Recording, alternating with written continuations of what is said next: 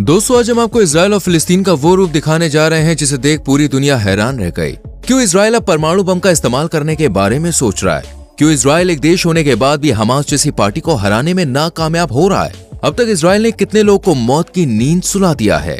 कौन कौन से देश इस जंग में अमेरिका और इजराइल से अपना हिसाब चुकता करने चले आए हैं? रूस क्यों अमेरिका को फंसाने के चक्कर में है? क्यों अमेरिका इजराइल का साथ देने से इनकार करता हुआ नजर आ रहा है? अगर आप भी जानना चाहते हैं इन सारे सवालों के जवाब, तो बस हमारे संग वीडियो में अंत तक बने रहें। आइए वीडियो को शुरू करते हैं। दोस्तों, आज जो हालात गाजा पट्टी में बने हुए हैं उनसे तो हर कोई अच्छी तरह से वाकिफ है। कब ये लड़ाई शुरू हुई इसके बारे में तो सब जानते हैं, लेकिन कब खत्म होगी इसका सब बेसब्री से इंतजार कर रहे हैं। हालांकि इसके खत्म होने के बारे में ना तो इजराइल को पता है और ना ही दुनिया भर के देशों को।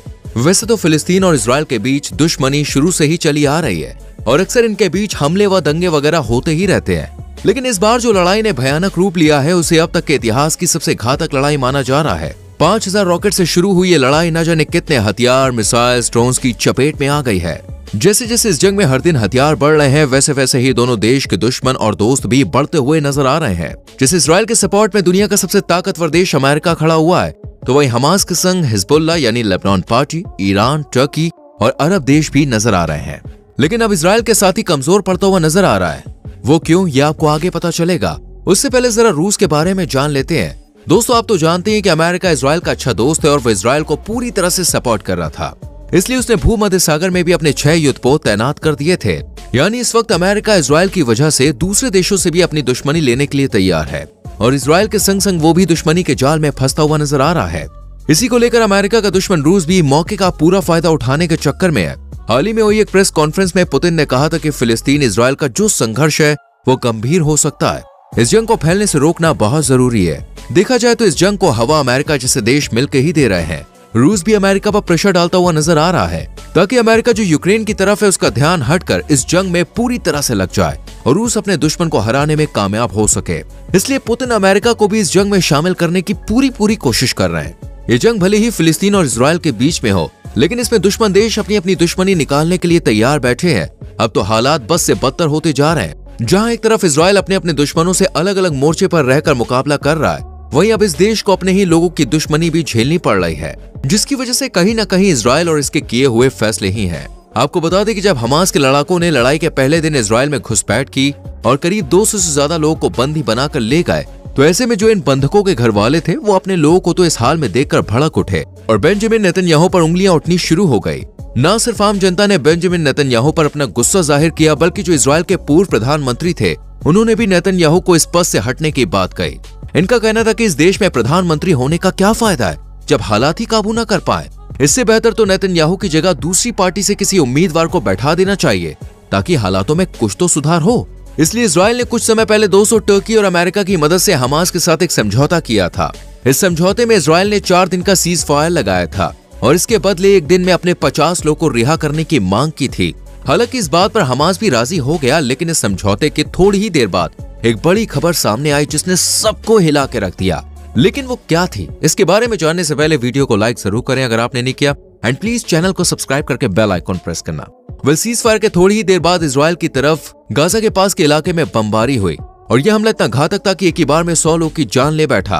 खैर, ये तो सिर्फ 100 जानें थी। अब तक इजराइल ने जो गाजा पट्टी में हमले किए उनसे करीब 14,000 लोग मारे जा चुके हैं और इनमें करीब 5 से 6,000 तो बच्चे ही थे। हालांकि इजराइल के ग्राउंड ऑपरेशन को लेकर दूसरे देशों से धमकियां मिली थी, लेकिन फिर भी इजराइल ने एक ना सुनी और नॉर्दर्न गाजा में ग्राउंड ऑपरेशन शुरू कर दिया। यहाँ पर इजरायली सेना टैंक्स में घूमती हुई नजर आई।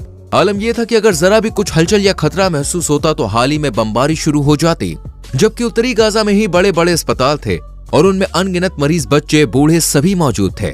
उत्तरी गाजा में सबसे ज्यादा आबादी मौजूद थी, लेकिन फिर भी इजराइल ने ये ग्राउंड ऑपरेशन चलाया और न जाने कितनी इमारतें, कितने घर इन हमलों में तबाह हो गए और एक के बाद एक जो हमले हुए, भाई कब्रिस्तान में भी जगह कम पड़ गई। लेकिन इजराइल अब भी नहीं रुका। इजराइल की तरफ से एक बड़ा ऐलान किया गया जिसमें फिलिस्तीन के लोगों के संग संग पूरी दुनिया को बताया गया कि अब उत्तरी गाजा को तबाह करने के बाद दक्षिणी गाजा को निशाना बनाया जाएगा। अब इजराइल दक्षिणी गाजा को ध्वस्त करने में जुट गया है। इसलिए इजराइल ने दक्षिणी गाजा में रह रहे लोगों को ये चेतावनी या फिर सलाह दी कि वो इस एरिया को छोड़ के जल्द से जल्द चले जाएं। लेकिन सवाल ये उठता है कि आखिर इतनी आबादी अपने छोटे छोटे बच्चों के संग जाएगी कहां?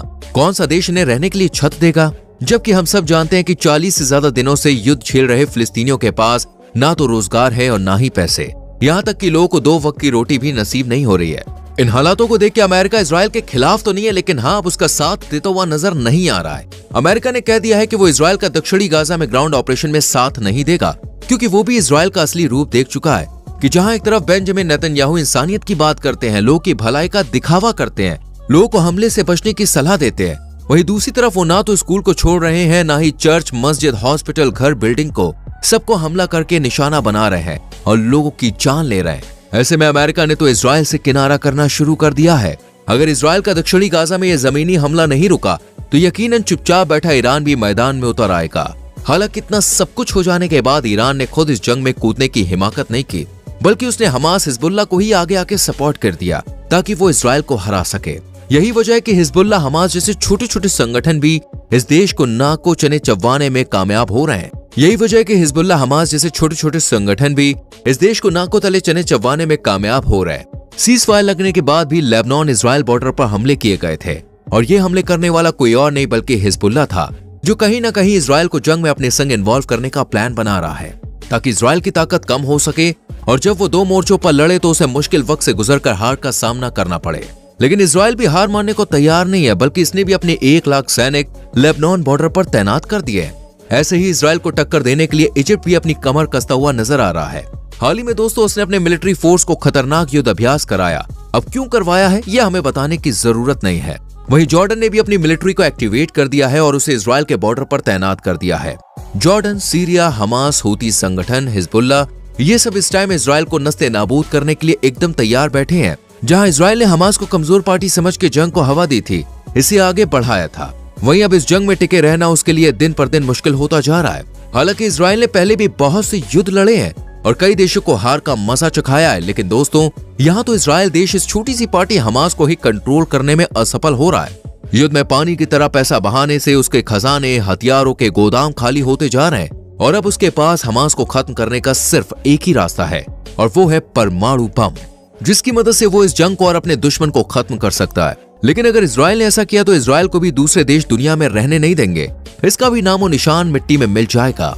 अब इजराइल ना तो इस जंग से मुंह मोड़ सकता है और ना ही पीछे हट सकता है और लड़ने के लिए इसकी ताकत दोस्तों काफी नहीं है। इजराइल इस टाइम चारों तरफ से घिर चुका है और दुश्मनों के जाल में अच्छी तरह से फंसकर बस किसी तरह जंग में आगे बढ़ता जा रहा है। भले इजराइल खुद इस बात को खोलकर किसी के सामने ना कहे, लेकिन उसके हाल बस से बदतर होते हुए नजर आ रहे हैं और ये कब बेहतर होंगे कोई नहीं जानता। वेल, आपको क्या लगता है दोस्तों, ये जंग किस मोड़ पे जाकर रुकेगी? अपनी राय कमेंट सेक्शन में जरूर बताएं। वीडियो को लाइक और शेयर करें और चैनल को सब्सक्राइब करके बेल आइकॉन प्रेस करें, जिससे आने वाली वीडियोस आपसे मिस ना हो।